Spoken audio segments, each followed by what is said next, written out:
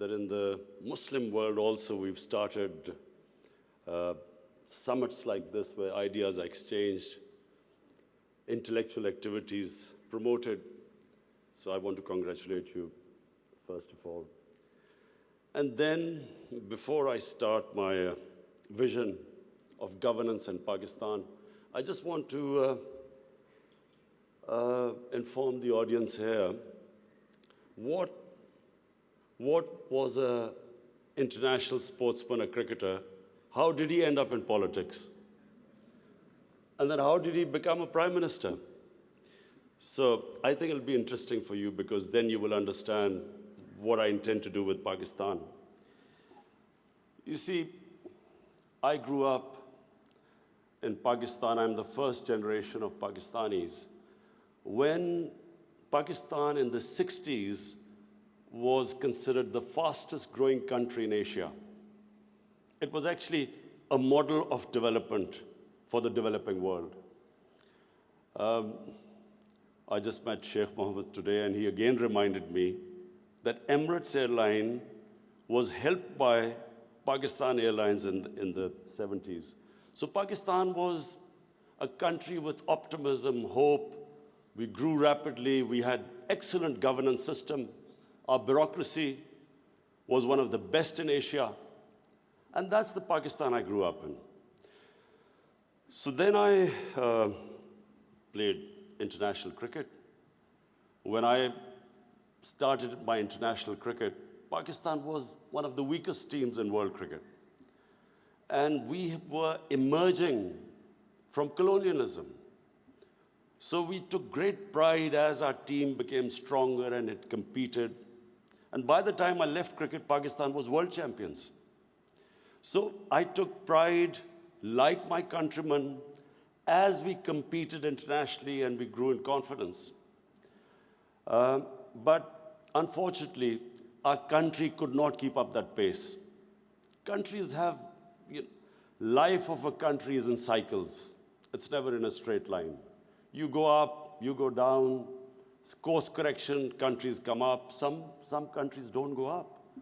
So in Pakistan's case, we were going up, and then various things happened when we started our down cycle. So when I left cricket, I started building the first cancer hospital in Pakistan. Reason was because my mother died of cancer. And it's then I realized there was no cancer hospital in the whole country. And then it occurred to me that people like me who were well off, I could afford to take my mother for treatment abroad, but what happened to the common man? Cancer is one of the most expensive treatments. So I started this movement, really. I went into the public to collect money to build this hospital. And so I'm just explaining to you how I got into politics. So one was cricket, watching our country go up as a cricketing nation, the pride that we could compete internationally and become world champions. Second was this cancer hospital. When I went to the public to collect money, I realized that our people are very generous and strong. Poorest of the poor people supported me. And I did what no one ever thought would happen, is that from public, I eventually collected money and built the hospital. And not just that I built it. It's a cancer hospital where 80% of patients get free treatment. Cancer treatment is one of the most expensive treatments. So then first I built it, and then to run the hospital, I again went to the people. And so it is the only private cancer hospital in the world which treats 80% people free, because it's the people who donate to the hospital. They built it, they run it. So I kept thinking, why is it that people are so generous to build a hospital and run it, but why don't they pay taxes? We were a country, and then I discovered we're a country which is amongst the top 5 countries in giving charitable donations. But at the same time, We are right at the bottom in giving taxes. And the reason was that people did not trust the government. They thought that their taxes were wasted by the government. It was spent on the lavish lifestyle of the ruling elite. So why would people pay taxes? And of course, then the levels of corruption, because corruption is basically stealing taxpayers' money. But there was a third reason why I ended up in politics. And that was, I watched, first of all, I used to play professional cricket in England, so half my year was in England and then half in Pakistan. And I saw how a developed country, how the institutions worked, why they went ahead, how the governments were accountable, how there was meritocracy, and above all, how there was human development, the money spent on human beings. So I could compare what was going on in Western countries, and then I could see what was happening in our own country. But then I also saw other countries develop. And one of them was UAE. I used to play cricket in UAE from 1980 onwards, and I saw UAE kept developing. And then afterwards, we saw China develop. So the common thing in all countries that have gone ahead is governance. And governance has two aspects. One is a government has to be accountable. The more accountable a government, the more clean a government, the more successful it is. And secondly, again I repeat, is meritocracy. The better the system of getting the best talent to the top, the better the country. Let me just give you a sporting example. Australia is the most successful cricketing country in cricket history of over 200 years, because Australia has the best system of bringing its talent up. Pakistan, in my opinion, and I'm not prejudiced, I understand cricket better than probably everyone in this hall. Pakistan has the greatest talent. Of all the countries I've played, I've never seen as much talent as in Pakistan. But we do not have a system of bringing that talent up. So what's the point of having great talent if you do not have a system of meritocracy which brings the talent up? And that's in every field. In the 60s, the reason Pakistan went up, because our civil service exam was the toughest. It was the most, all the young people wanted to go into Pakistan civil service. It was the toughest exam. We had the best talent that came up. And in 60s, the reason we progressed, one of the main reasons, was a civil service of very high quality. And gradually, as our system of merit went down, so did the country. So I wanted Pakistan to go up. And as I said, I saw UAE going up. The way each year you came, it changed. It got better and better.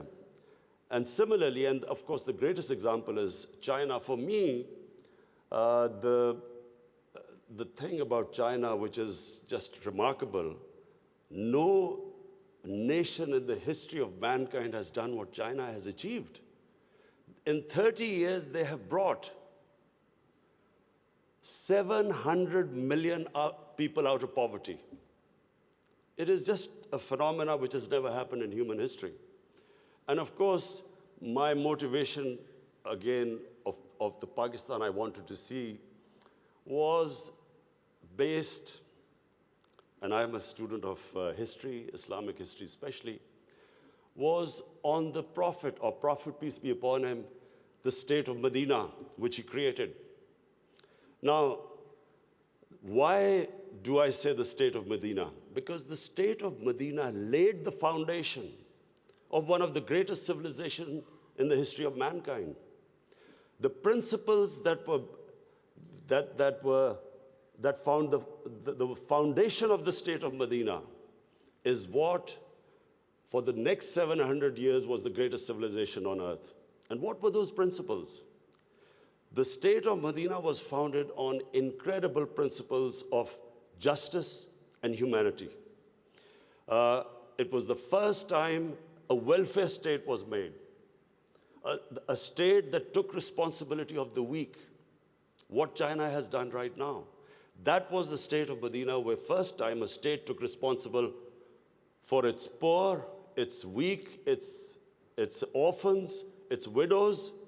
In the state of Medina, the first time pensions were created. Old people were also, it was a humane state.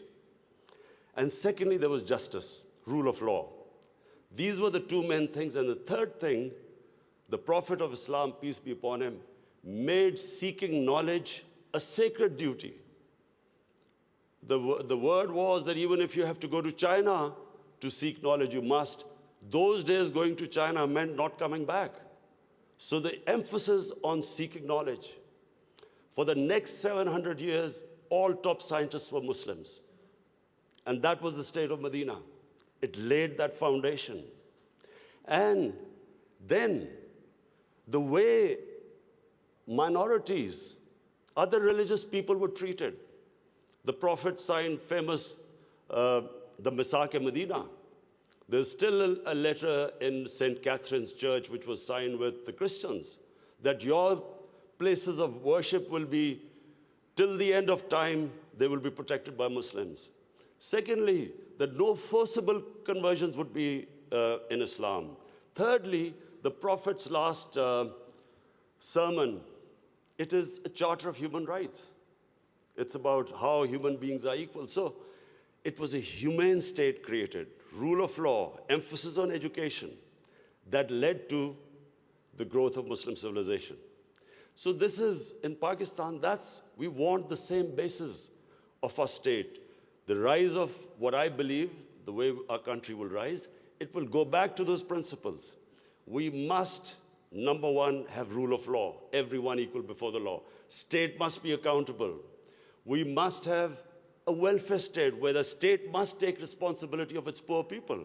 Half our population is on the poverty line or just above, and about 25% are below the poverty line. The state must take responsibility. All policies of the state must be, like in China, how do we lift the people from the bottom? And the most important thing is that we must, in Pakistan, start a reform program. Reforms are painful, but it is essential if we have to get out of our current problems. So, first of all, I joined politics in '96. From '96 to 2013, there was a very small party. Most of the time, it was one step up and 3 steps down. The first election I contested, we were wiped out. Second election, 5 years later contested, we had only 1 seat. Third election, we boycotted, and most of the time people made fun of me, thought we would never make it, because I'm an outsider. I wasn't from the political class. But one big lesson from sports which I learned, you only lose when you give up. So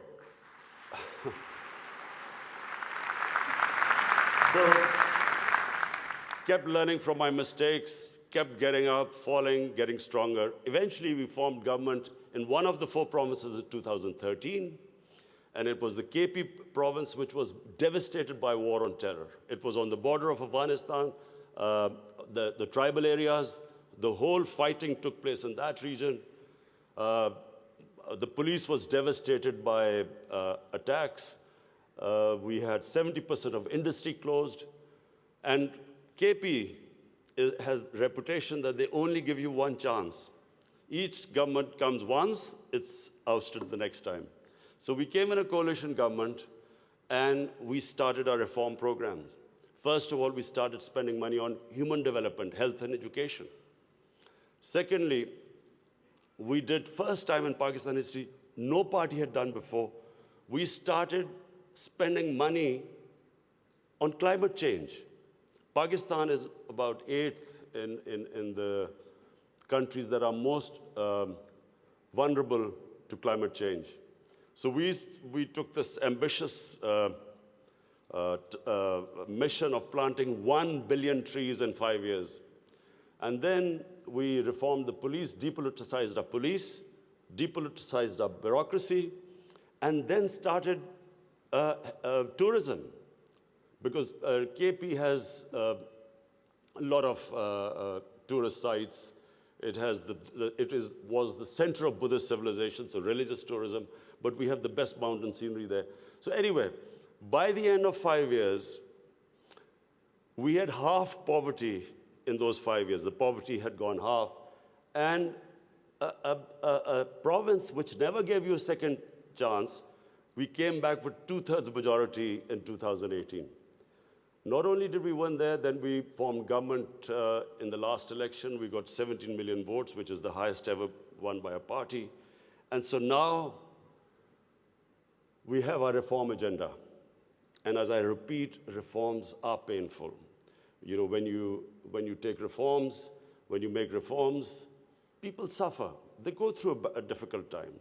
It's like a surgery. When you conduct surgery, for a while, the patient suffers, but then he improves. The worst thing that can happen to a society is that you keep postponing reforms because of the fear that you will have opposition, the vested interest will stand up, and you don't do reforms. So we've started on an ambitious reform program.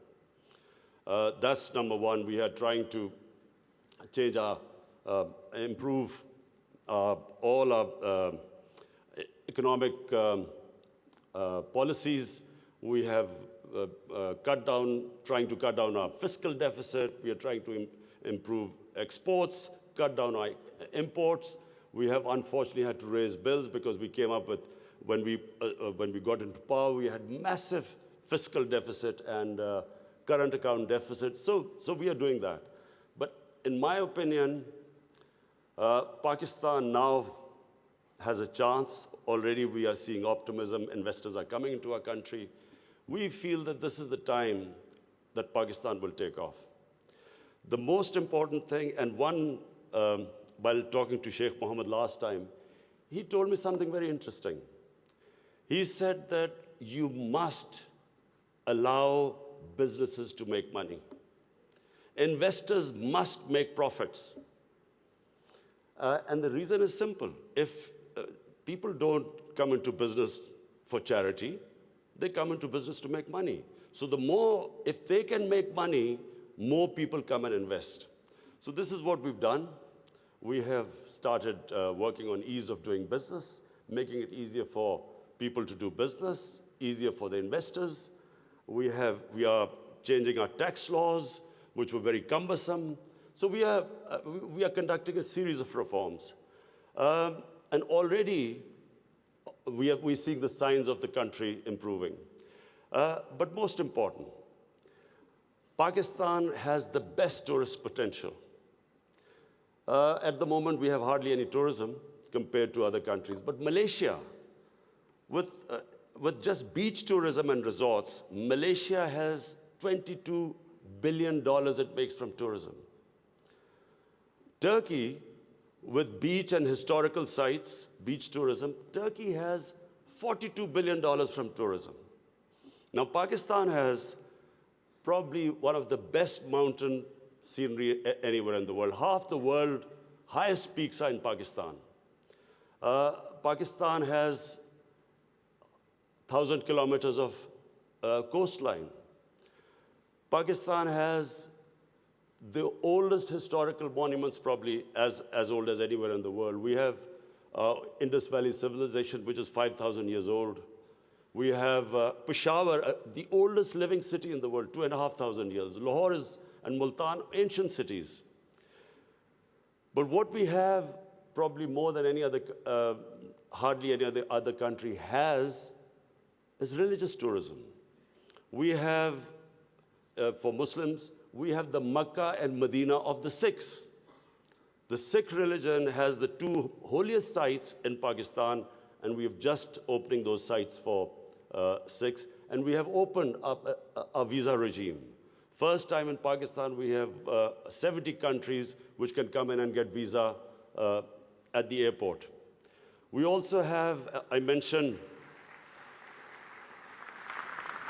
I mentioned Buddhist civilization, the Gandhara civilization, which was the cradle of Buddhist civilization, is in KP, north of Islamabad. Some of the ancient sites, the biggest sleeping Buddha, 40 feet, is in Haripur. And then we have, for the Sufis in Islam, we have some of the greatest Sufi, highest number of Sufi shrines all over Pakistan. So what we are doing is we are opening up the country. We are opening up for tourism, investors. And I would like to finish my talk by saying something else which Sheikh Mohammed said. Sheikh Mohammed said, apart from this great thing which has stuck in my mind, that a businessman must make money. You see, what happened in Pakistan was people were making money. Then came 70s and we had a socialist government. When the socialist government came in, everything went anti the big businesses. They was nationalized. And the mindset of our bureaucracy and our politicians was that somehow making money was a sin. So now we are reversing the whole thing. We are now asking businesses that, look, we will help you in making money, because the more money they make, the more investment will come. But the only thing is, the money, as we create wealth, that wealth will be used to lift people out of poverty. So we want an equitable growth. We don't want the rich to get richer and the poor to get poorer.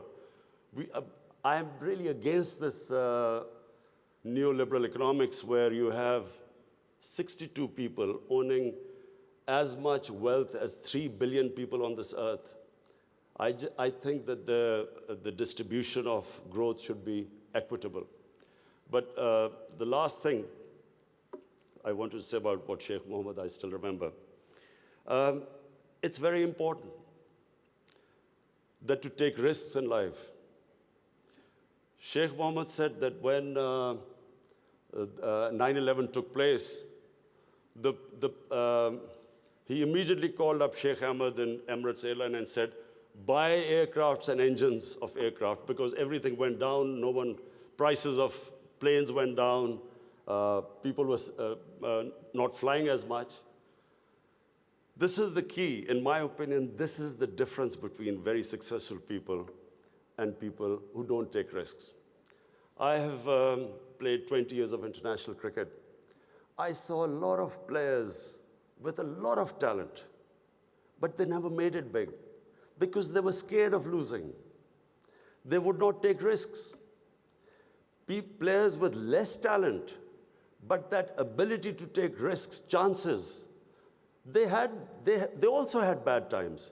But eventually, the ones who took more chances and risks were the ones who made it big.